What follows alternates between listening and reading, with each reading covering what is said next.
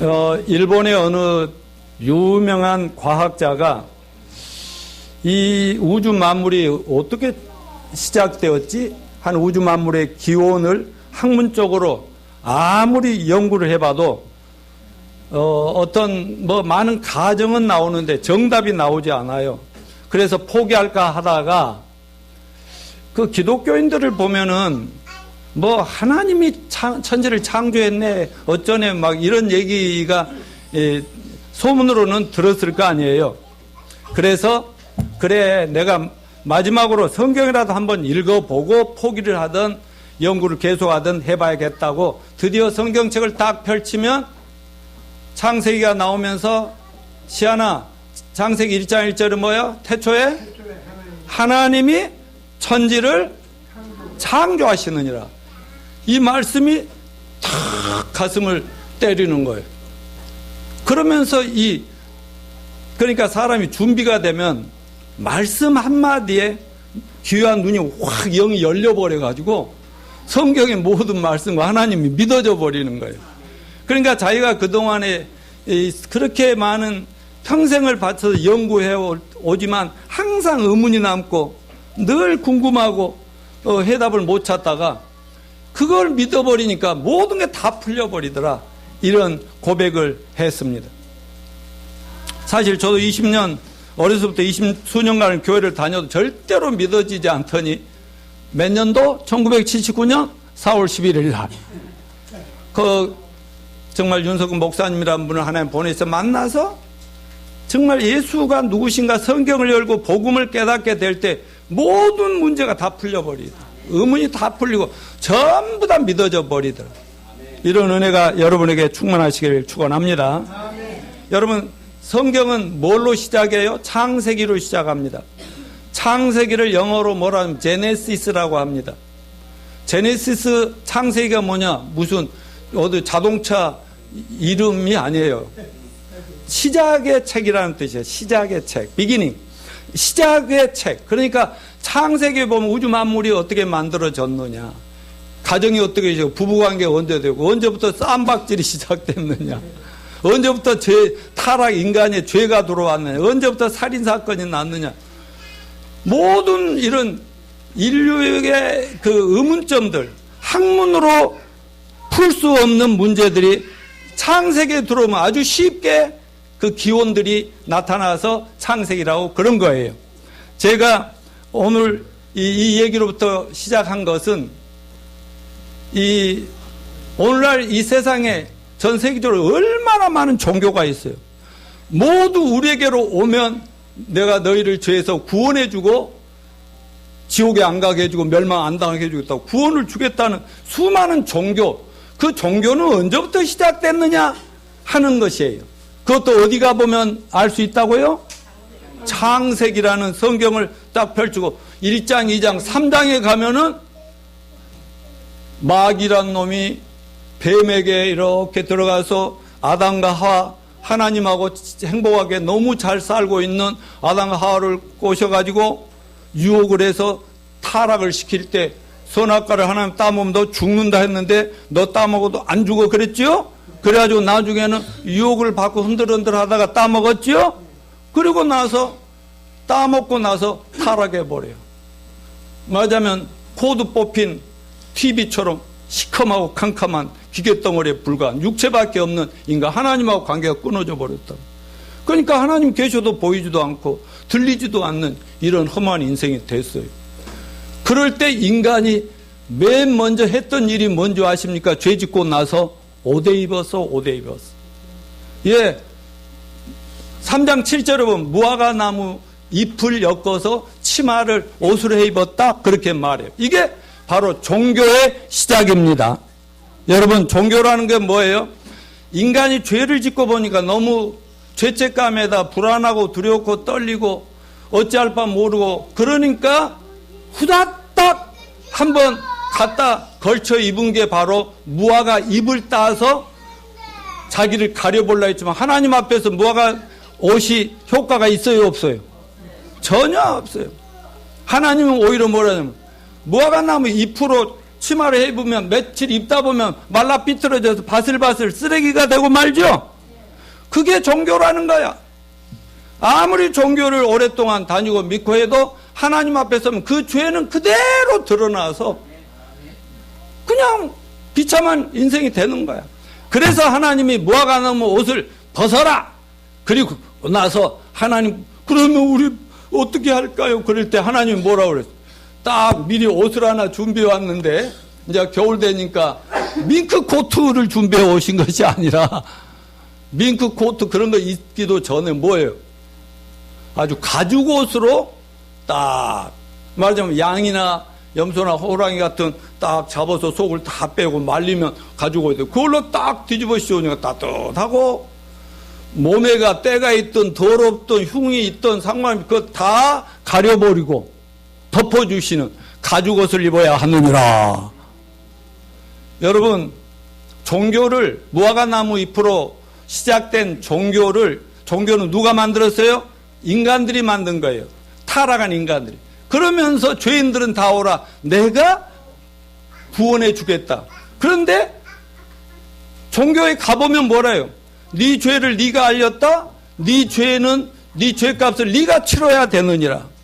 그리고 네가 우리 종교의 계명과 계율을 잘 익혀서 열심히 의롭고 착하게 살고 선행하고 충성 봉사하고 좋은 일 많이 하면서 네가 네 죄 닦음을 하여라. 그러면 죽은 다음에 혹시 신이 너를 천국으로 받아줄지 누가 아느냐 이런 식이에요. 그러니까 네 죄는 누가 씻어야 된다? 네 자신이 씻어라. 그것이 종교가 이 세상 모든 종교가 다 하는 거예요. 그런데 여러분 기독교 예수님을 전하는 기독교에서 뭐라고 그래요? 아니 네가 할 거 없어. 회개하고 하나님께 돌아와서 예수를 믿기만 하면 네 모든 죄는 하나님이 이미 다 예수님을 통해서 다 준비해 놓으시고 네가 믿음으로 나한테 오면 선물로 주겠다. 여러분 선물은 돈 받아요? 공짜예요? 그러면 우리 교회가 공짜로 구원의 복음을 전한다고 하면서 헌금한 것은 뭐예요? 예, 여러분이 헌금한 것 가지고 죄가 좀이라 씻어지는 거 아니에요. 이미 하나님 선물 받고 구원 받고 영생 얻고 보니까 너무 감사해서 미래가 조금인 것이라도 하나님 앞에 드리는 거 아니겠습니까? 그런 사실을 우리가 분명히 알아야 됩니다. 그러므로 사람이라면 누구나 가죽옷 대신 예수님을 믿음으로 구원을 받을 수가 있습니다. 그래서 사도행전 16장 31절에서 이하나 사도행전 할아버지 주 예수를 믿어라. 그래야면 너와 집이 구원을 얻으리라. 시안이 어디 갔지? 시안이 이거 잘하는데. 예. 그리고 에베소서 2장 8, 9절 같이 읽습니다. 시작. 너희가 그 내를 인하여 믿음으로 말미암아 구원을 얻었나니 이것은 너에게서 난 것이 아니요 하나님의 선물이라. 행위에서 난 것이 아니니 누구든지 자랑치 못하게 하십니다. 이 무화과나무 옷과 가죽을 간단히 정리하면 자 무화과나무는 뭐예요? 네 죄는 네가 닦아오고 천국을 가든 지옥을 가든지 해야 된다. 네 공로에 따라. 그렇지만 예수님은 뭐예요? 네가 아무리 큰 죄인이라도 회개하고 나에게 돌아왔을 때 내가 무조건 가죽을 덮어준 거야. 씻어준 거야. 그러니까 그렇게 준비된 구원의 복음을 듣고 성경에 기록되는 믿으면 구원을 받는 거다. 여러분 이게 하나님의 은혜지요.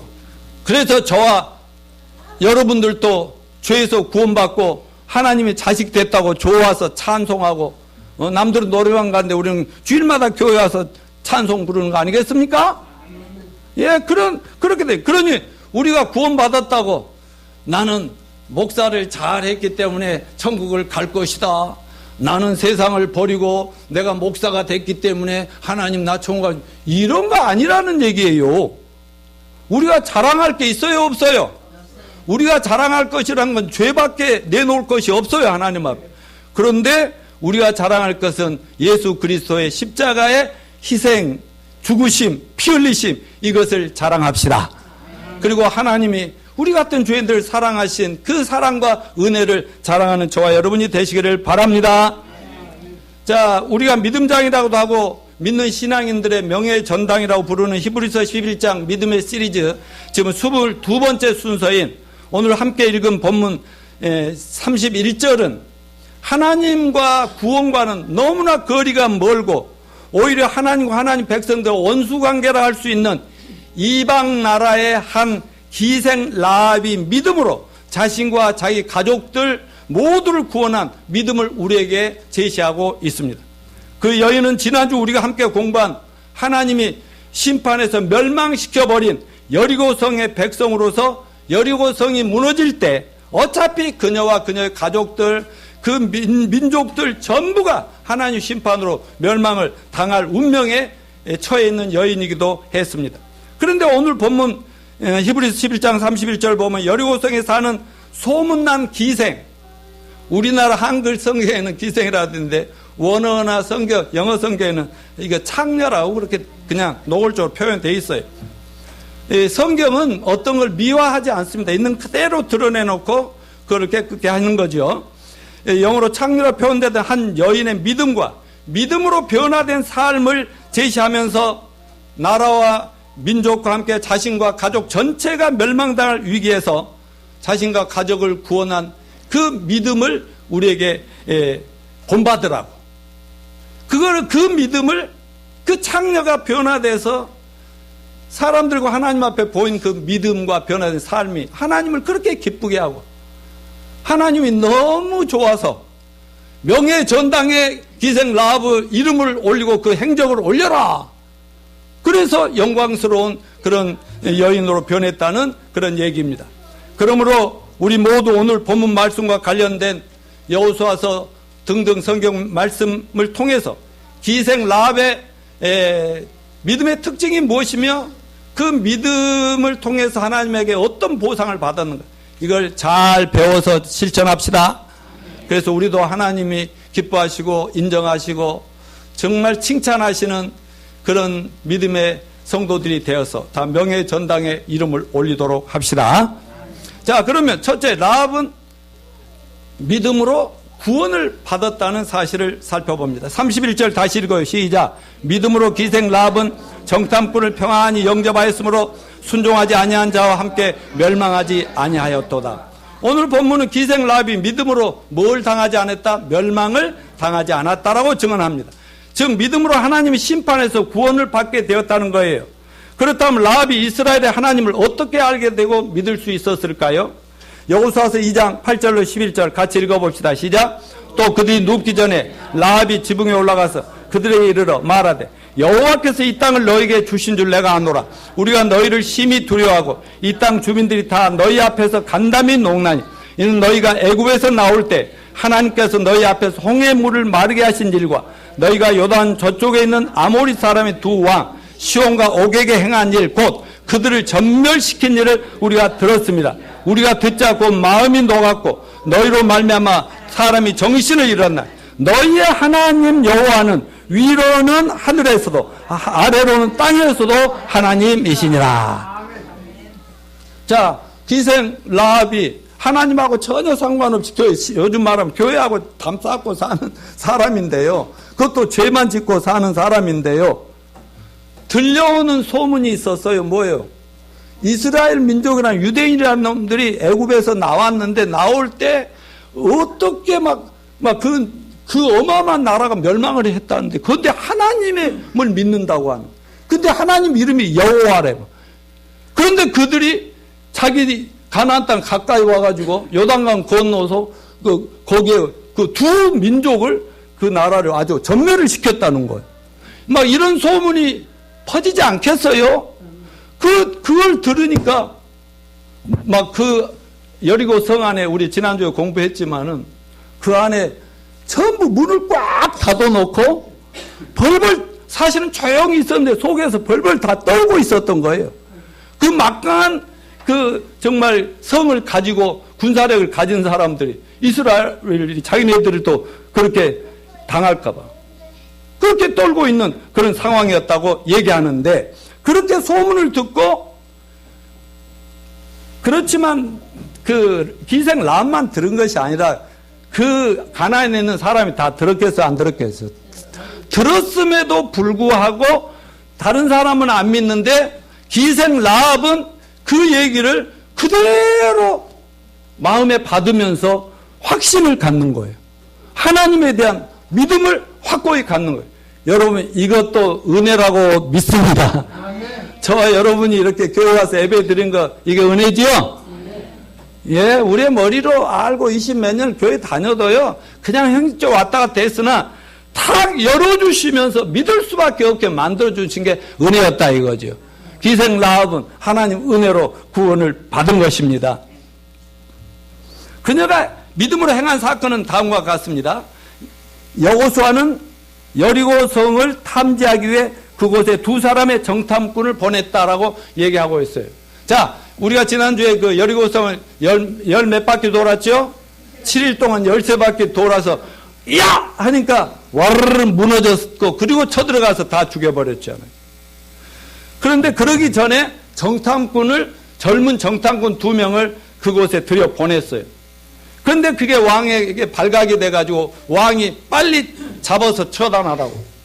그런데 마치 그들이 피하여 들어간 집이 어디냐면 기생 라합의 집에 들어갔어요. 그 집에 들어갔더니 당장에 신고해서 자기 나라를 공격해 오는 그쪽 사람이니까 뭐 스파이니까 죽여야 되는데 막 피난을 피해 주는 거예요. 숨으라고 해 주는 거예요. 그러니까 그 군대들이 와가지고 여기 스파이가 왔다는데 어디 있냐 그러니까 난 모릅니다. 저리 가버렸습니다. 뭐 이런 식으로 그러면서 숨겨놓고 나중에 그들을 돌려보내고 그들을 나중에 저쪽 창문 3층 문으로 이렇게 줄 달아서 내려가지고 저 뒤로 피해가지고 이렇게 길을 아니까 가서 군대들이 쫓아오면 죽을지 모르니까 산속에 들어가서 3일 동안 딱 숨었다가 여러분 그쪽으로 돌아가시오. 이렇게 했다는 거예요. 자, 이 라합은 자기 민족이 곧 멸망할 거 알아요? 몰라요? 이스라엘이 승리할 걸 알아요? 몰라요? 왜 군사력은 자기가 셀지 모르지만 하나님이라는 분이 함께 하니까. 근데 하늘과 땅에서 하나님이, 그런 하나님은 자기네들은 본 적도 들은 적도 믿은 적이 없는데 이런 하나님이라고 하니까 그 믿음대로 그 하나님이 보낸 사자들을 2명을 이렇게 잘 선대해가지고 살려 보낸 그것이 믿음으로 행한 좋은 일이었다 이 말이에요. 어떻게 보면은 말이죠. 자기 민족의 원수들 아닙니까? 자기 가족이고 모두를 멸망시킬 수 있는 그런 적을 그냥 그 스파이를 그들을 그대로 돌려보낸다는 것. 이건 자기 목숨을 건 믿음이었습니다.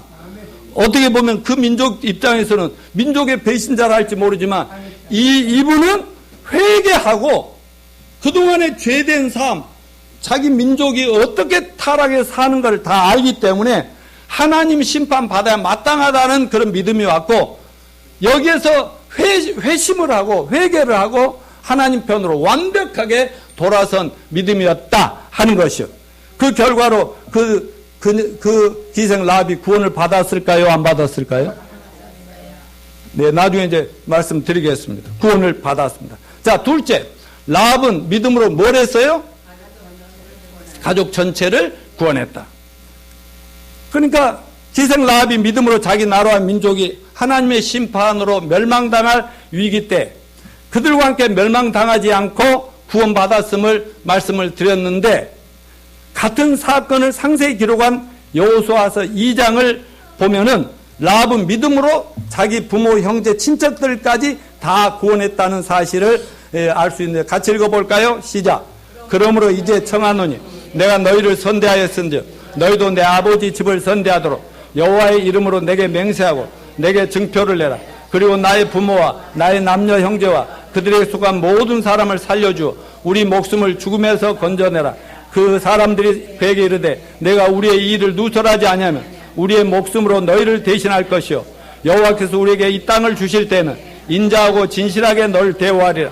라합이 그들을 창문에서 줄을 달아 내리니 그의 집이 성벽 위에 있으므로 그가 성벽 위에 거주하였습니다. 라합이 그들의 이르되 두렵건대 뒤쫓는 사람들이 너희와 마주칠까 하노니 너희는 산으로 가서 거기서 사흘 동안 숨어 있다가 뒤쫓는 자들이 돌아간 후에 너희 길을 갈지니라. 그 사람들이 그에게 이르되 내가 우리에게 서약하고 이 한 맹세를 대하여 우리가 허물없게 하리니 우리가 이 땅에 들어올 때 우리를 달아내린 창문에 이 붉은 줄을 메고 내 부모와 형제와 내 아버지의 가족을 다 집에 모으라. 누구든지 내 집 문을 나가서 거리로 가면 그의 피가 그의 머리로 닿을 것이요 우리는 허물이 없으리라. 그러나 누구든지 너와 함께 집에 있는 자에게 손을 대면 그의 피는 그 외에 우리의 머리로 돌아오려니와 내가 우리의 이 일을 누설하면 내가 우리에게 서약하게 한 명세에 대하여 우리에게 허물이 없으리라 하니 라합이 이르되 너희의 말대로 할 것이라고 그들을 내어 보내어 가게 하고 붉은 줄을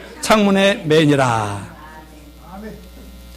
자, 이렇게 정탐꾼을 살려서 보호해서 돌아가게 한 것이 이건 믿음이었다는 거죠. 그래서 자신뿐만 아니라 부모, 형제, 가족 몽땅 자기 집으로 불러서 꼼짝을 말고 이 안에 있으면 우리는 삽니다. 전체가 파멸이 되고 멸망을 당해서 우리는 삽니다. 이렇게 해가지고 사실 그 두 정탐꾼을 살려주면서 제발 우리 다 망할 줄 아는데 나와 우리 가족만은 제발 살려달라고 그러면서 아주 보증까지 하고 막 약속까지 받고 철저하게 이스라엘이 이길 걸 알았어요, 몰랐어요? 자기 나라가 망할 걸 알아요, 몰라요?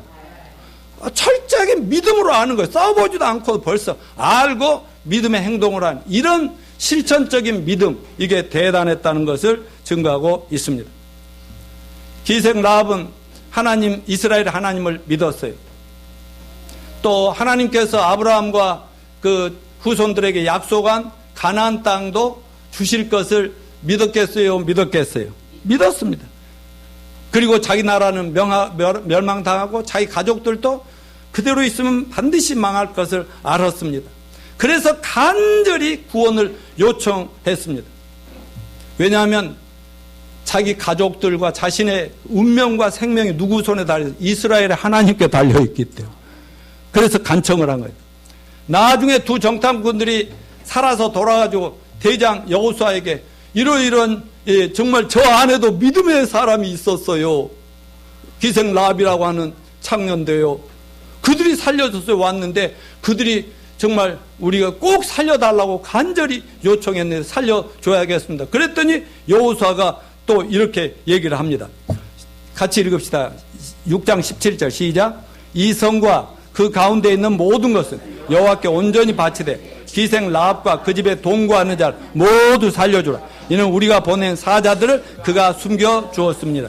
또 22절 25절 여호수아가 그 땅을 정탐한 두 사람에게 이르되 그 기생의 집에 들어가서 너희가 그 여인에게 맹세한 대로 그와 그에게 속한 모든 걸 이끌어내라 하며 정탐한 전문의들이 들어가서 라합과 그의 부모와 그의 형제와 그에게 속한 모든 걸 이끌어내고 또 그의 친족도 다 이끌어내 그들을 이스라엘 진영 밖에 두고 무리가 그 성과 그 가운데 있는 모든 걸 불로 사르고 은금과 동철 기구는 여호와 집 곳간에 두었더라.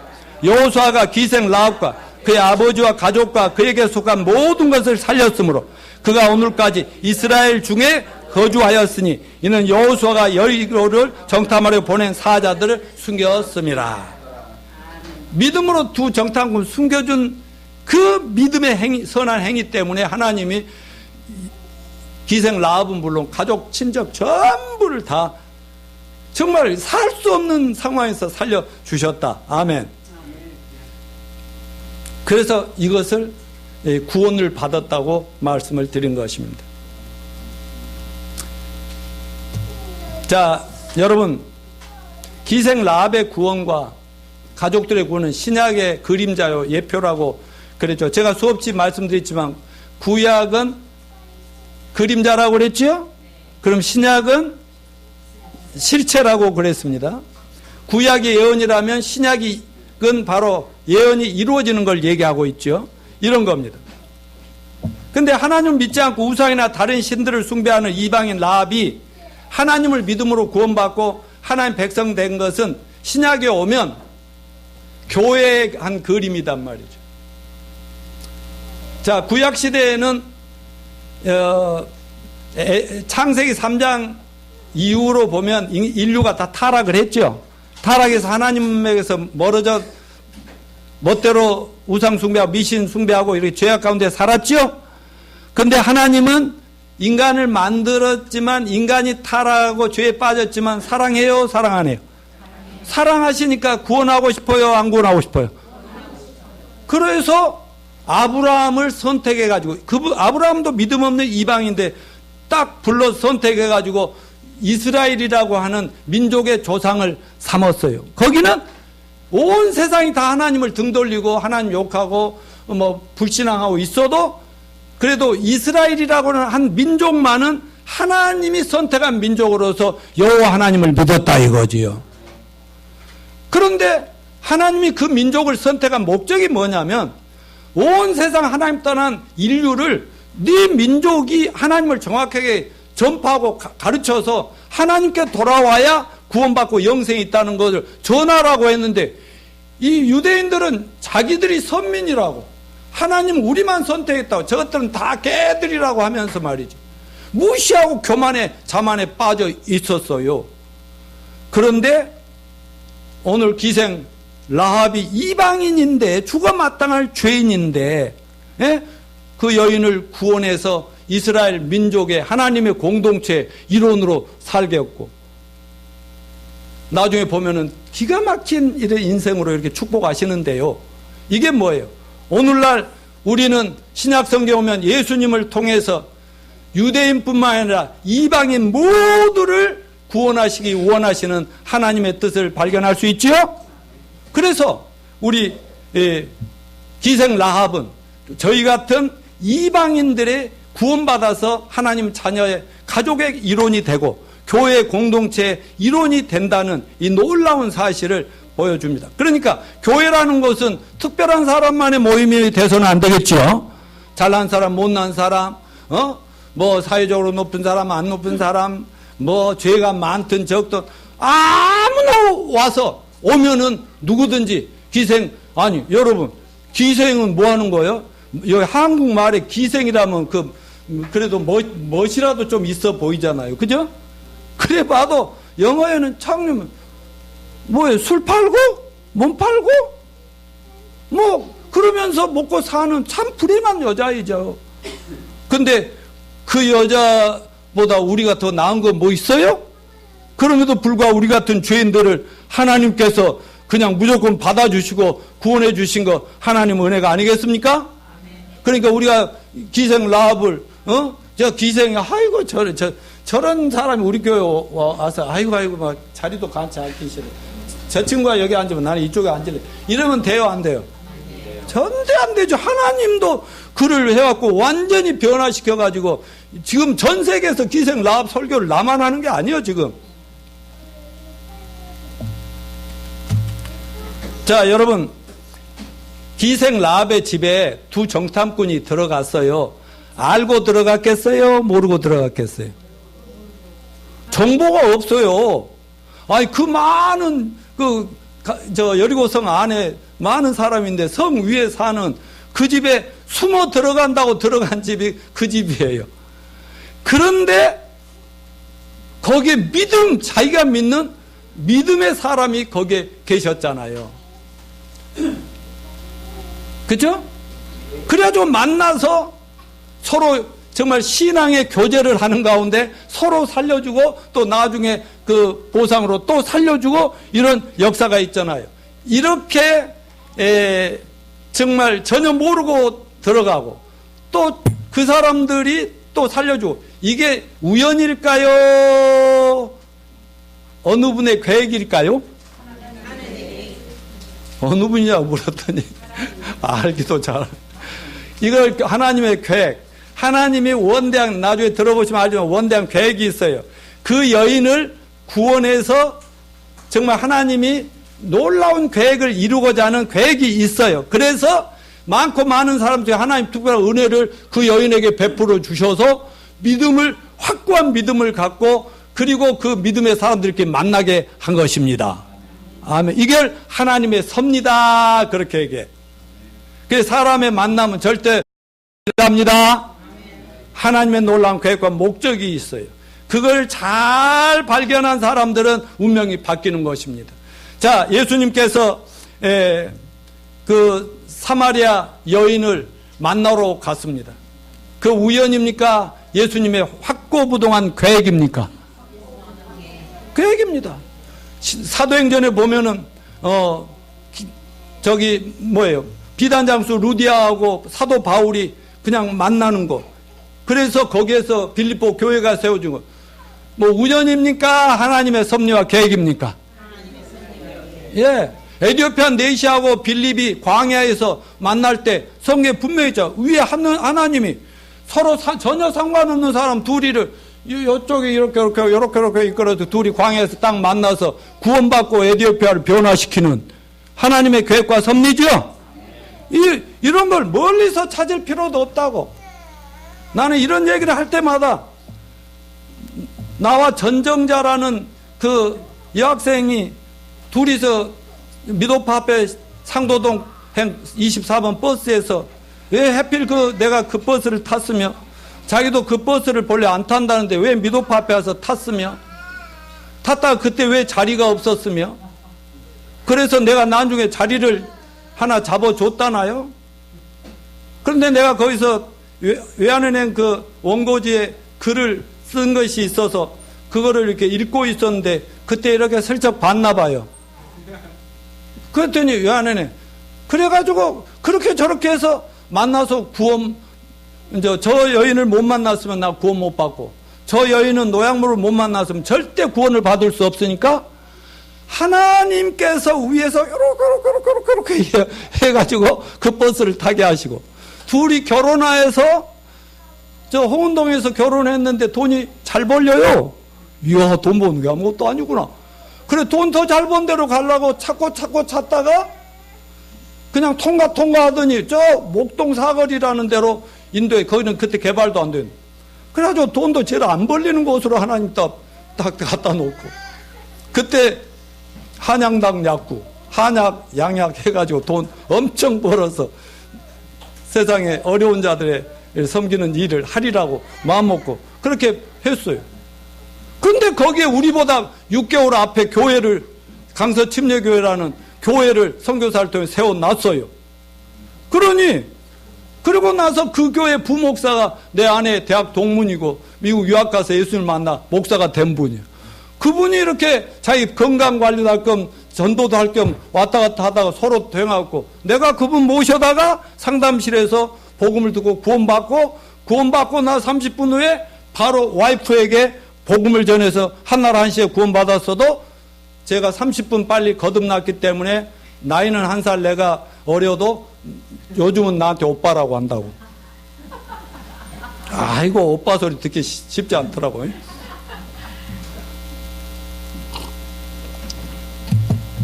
여러분 이런 만남을 통해서 구원받은 건 하나님의 참 놀라운 섭리와 은혜가 아닐 수 없습니다. 그뿐 아닙니다. 우리 아들 노집사와 김사라 지난번에도 얘기했지만 김사라라고 얼마나 많이 또 선보지 않았겠어요? 우리 아들 또 그냥 맨날 만나고 안 되더니 하나님이 나를 GBCS 이사라는 학교를 미국에서 목회하셔야 할 목사님이 한국에 오셔서 학교 세우면서 나를 그 학교 이사로 누구 추천받아서 그냥 불러들여가지고 지금도 10수년 이사를 하고 있지만 그게 다 우리 아들 결혼 때문에 내가 막 음성까지 문경까지 맨날 다니고 그런 고생을 한다 알아라. 그래서 3남매 낳고 지금 미국으로 사업차 가는 이 모든 것이 하나님의 계획과 섭리가 있었다. 아멘요.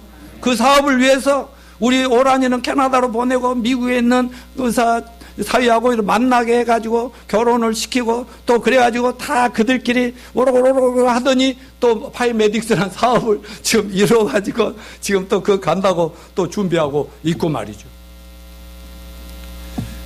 근데요, 우리 김영자 자매는 잊어먹었는지 모르지만 성필아, 엄마가 어떻게 구원받은지 알긴 하냐? 엄마가 아빠 때문에 아빠가 이상한 데 빠졌잖아. 그것을 상의하고 괴로워하면서 나중에서 깨닫고 그 자기가 아는 젊은 고급 목사라는 분한테 신학교 교수고 박사님이신데 그분한테 우리 남편이 이렇게 이단에 빠졌는데 어떻게 하면 좋아요 했더니 노양모 목사님을 만나보시오 그랬대요. 그러니까 오종현 형제님도 이 말 잘 들어야 돼요. 추천. 그래가지고 그 먼 데서 그냥 마치 가납고 있을 때 오고 가고 했는데 그래가지고 당신 남편은 당신이 구원해야 되는데 당신 믿음부터 봅시다 하고 그 세계에서 제일 큰 여의도 교회에서 신앙생활 시작했고 또 결혼도 했고 거기서 구역장 지역장 제일 높은 데가 올라가서 하던 분이 딱 성경을 펴놓고 진단해 보니까 아직 죄암에 걸려가지고 죄암이 퍼져서 언제 죽을지 모르겠더라고. 그래서 어떻게 당신 병부터 고칩시다. 죄부터 구원받읍시다. 그랬더니 그러겠다고 더 성실하게 오더라고요. 그래갖고 몇 주간 계속 다니면서 반인이 구원받고 지금까지도 교회를 다니면서 이 교회를 이 큰 교회 다 내도 그러고 조그만 교회 와서 구원받고 침례받고 밥어머니가 됐어요. 밥어머니께 박수. 성필이 너는 네 엄마한테 죽을 때까지 은혜를 갚아야 돼. 엄마 때문에 네가 구원받고 그 대신 아빠하고 네 형은 너희들이 둘이가 책임을 져야 해. 근데 그 고급 목사님이란 뭐 이분을 추천한 그분은 신학 박사고 신학교 강의도 하신 아주 샤프한 목사님인데 어쩌다가 저를 만난 줄 아세요? 우리가 잠깐 강남에서 교회 개척하고 있는데 그 관악구 봉천동이라는 데로 이상하게 원하지도 않는 대로 교회를 시작을 거기 가서 또 이렇게 이전해서 하는데 거기다 간판을 거 전도하려고 영어 성경 공부하러 오시오 했더니 그분이 왔는데 뭘 한 줄 아세요? 자기가요 공부를 하고 박사까지는 됐지만 중고등학교 다닐 때 영어를 소홀히 해갖고 영어가 늘 부족해가지고요 막 강의할 때는 영어로 막 한자로 막 이렇게 막 하고 싶은데 그게 안 돼가지고 영어 배우러 왔습니다. 그래서 얘기가 됐다가 우리 교회 사역자로 마치 이제 교회가 또 정해야 될 때 우리 교회 사역자로 부목사로 오면서 이제 한 몇 달 동안 성경 공부를 통해서 진단을 해보니까 1%가 모자라는 죄암이 아직도 그대로 남아있어. 그런데 지식으로는 공부를 하니까 아, 예수 믿으면 죄사함 받고 영생 얻고 천국 가고 막 다 아는데 뭔가 죄로부터 그 죄가 찜찜한 게 죄가 늘 있어. 그러다가 몇 개월 만에 그분이 머리로 알던 것이 아 그렇구나. 그 사모님하고 우리 와이프하고 주일날 오후에 저녁을 먹고 같이 교제하고 차 한잔하면서 교제하는 그거 양재역에서 교제하는데 목사님 왔어요. 그분이 오셨대. 성령이 오셨대. 말하자면 늘 그 찜찜하던 그 죄로부터 죄사함에 부족하고 늘 죄에 대해서 어떻게 해야 될지 모르는 이런 상황인데 십자가의 복음을 들었죠. 완벽하게 그게 와가지고 그 자리에서 아주 거듭남을 체험하는 것이에요. 그때로부터는 설교가 달라져요. 설교시키면요 눈물 흘리고요. 학교 강의 다른 강의하러 왔고요. 맨날 구원의 복음을. 너희들 구원 받았느냐? 목사가 왜 되려고 해? 구원을 받아야 구원도 못 받고 어떻게 하려고? 막 이런 얘기를 하게 된 거예요. 그런데 여러분 저희가 관악구 봉천으로 잠깐이라도 이사를 안 갔으면 김영자 자매님이나 고급 목사나 지금도 종교인으로서 주여 맨날 회개하고 또 죄인이고 회개하고 또 죄인 이렇게 살지 않았겠어요? 그러니까 우리가 이사 가고 어쩌고 하는 것도 우리는 귀찮고 괴로워도 다 하나님이 하시는 일이라 이런 걸 섭리라고 그래. 제가 일일이 한 분 한 분을 오늘 다 얘기하고 윤성이도 얘기하고 다 하다 보면 시간 가니까 여기서 끝내죠. 여러분 모두 우리가 이 자리에 함께 하는 것은 하나님의 놀라운 계획과 섭리 속에 만났다는 걸 잊지 마시길 바랍니다. 자, 그런데 이 기생 라합과 그 가족 전체가 구원받는데 두 가지 정말 필수 요소가 있어요. 첫째 요소는 뭐냐? 공개적인 신앙 고백이었습니다. 여호수아서 2장 9, 11절에 아까 기록했죠. 여러분의 하나님이 최고다. 하늘과 땅 아래 당신의 여호와 하나님 외에는 없다. 신앙 고백을 분명히 했지요. 당신들은 믿음으로 가나안을 정복할 것이다. 우리나라는 망할 것이다. 믿습니다. 제발 우리 좀 살려주시길 바랍니다. 그 말은 구원해 주세요 그랬잖아요. 그러니까 당당하게 목숨을 걸고 민족의 배반자가 되는 한이 있어도 나는 하나님을 선택하겠노라는 믿음의 고백이 그를 구원한 것입니다. 그래서 신약성경에서 로마서 10장 9절 10절에서 사도 바울은 구원받기 위해서는 우리가 먼저 예수의 복음을 들어야 되고, 복음이란 뭐 예수의 십자가의 죽으심과 부활의 복음을 들어야 되고, 듣고 믿어야 되고, 믿었으면 입으로 시인해야 된다. 자, 읽어보겠습니다. 시작. 예수 그리스도의 대속의 죽으심과 부활을 마음으로 믿어 입으로 신하여 구원에 이르느니라. 아멘. 여러분도 구원받고 난 믿습니다라고 고백하셨지요? 그리고 침례를 받음으로 나도 온 세상에 나도 예수를 믿고 제사함받고 구원받았다고 선포하셨지요? 두 번째 요소가 있습니다. 붉은 줄을 밖에다 내려놓으면, 달아놓으면 이제 이스라엘이 여리고성이 무너지고 이스라엘 군대가 공격할 거 아니에요. 공격할 때 그 붉은 줄이 내려진 집은 그냥 살려라, 이런 대장의 명령이 내려졌지 않습니까? 그러니까 붉은 줄, 이게 뭐예요? 붉은 줄 하면 여러분 뭘 생각나? 그 조금 전에 출애굽할 때 이스라엘 백성들이 하나님께서 너무나 완악하게 말을 안 듣고 하나님을 거역하고 모세 말을 안 들으니까 어떻게 했어요? 마지막에 죽음의 사자가 그 애굽 전체 장남과 짐승의 장자들 다 죽일 때 밖에다 뭐하라 했어요? 문 인방과 좌우 기둥에 양의 피를 발라라. 그러면 죽음의 사자가 그 집은 통과해서 구원시켜 주리라. 아멘이죠? 자, 이것이 유월절 사건인데, 유월절 어린 양의 피는 오늘날 우리로 말하면 뭐예요? 예수님이 십자가에서 저와 여러분의 모든 죄짐을 담당하시고 단 한 번 죽으심으로 모든 죄를 깨끗이 씻어 버렸습니다. 우리 죄값을 100% 청산하셨습니다. 과거, 현재, 미래 모든 죄를 다 없애버렸어요. 아멘이죠? 그렇기 때문에 바로 그 예수의 피, 그래서 아이고 오늘 내가 붉은색을 차고 나왔어야 되는데 하여튼 붉은색을 사랑하시기 바랍니다. 공산당 말고. 근데 여기 이제 그 멸망당한 자와 멸망당하지 않는 자의 차이가 뭐예요? 믿음으로 기생 남은 정탐꾼을 평안히 영접하였으므로 순종하지 아니하는 자와 함께 멸망하지 아니하였도다 그랬어요. 자, 여기 순종 여부는 이겁니다.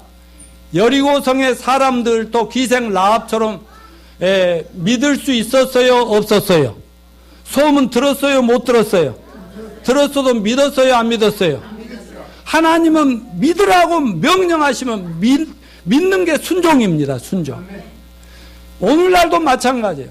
그러니까 믿음으로 순종한 기생 라합과 그 가족은 전부 구원받았고 멸망을 안 당했고, 안 믿고 믿음에 순종을 안 하는 죄인들은 전부 다 멸망시켜 버렸단 말이에요.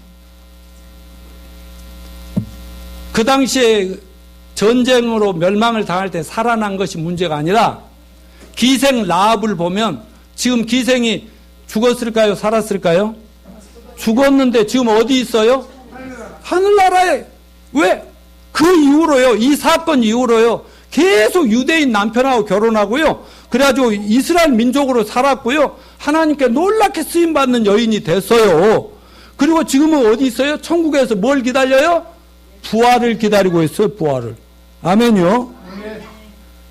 그러니까 여러분, 오늘날 우리에게는 이런 말씀이 분명히 주어집니다. 히브리서 9장 27절 따라서 한 번 죽는 것은 시한이도 해야 돼. 한 번 죽는 것은 사람에게 정하신 것이요, 그 후에는 심판이 있으리니.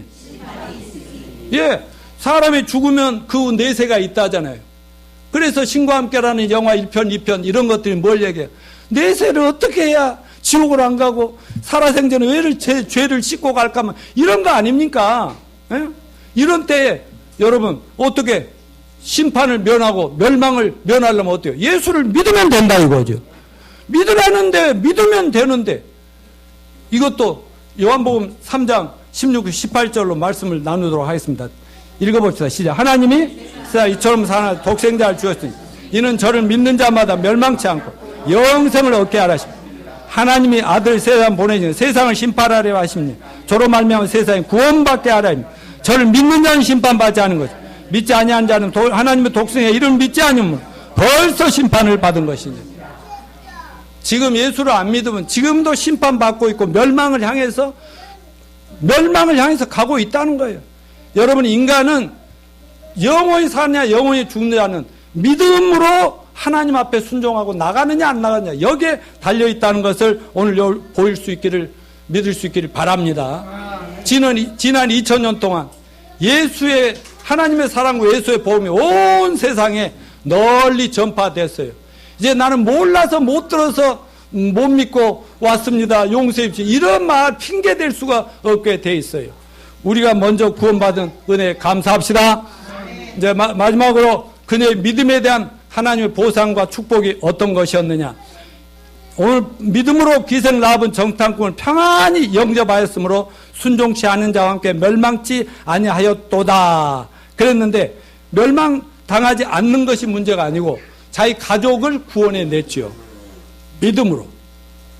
죽을 수밖에 없는 가족 전체를 구원해서 하나님의 평안과 영생과 정말 놀라운 축복을 누리게 됐어요. 그뿐 아니라 이 놀라운 보상 중에 하나는요, 여호수아서 6장 25절에 말씀하는데 그녀는 남은 생애 동안 어디에서 살았다? 이스라엘 중에 거하였다.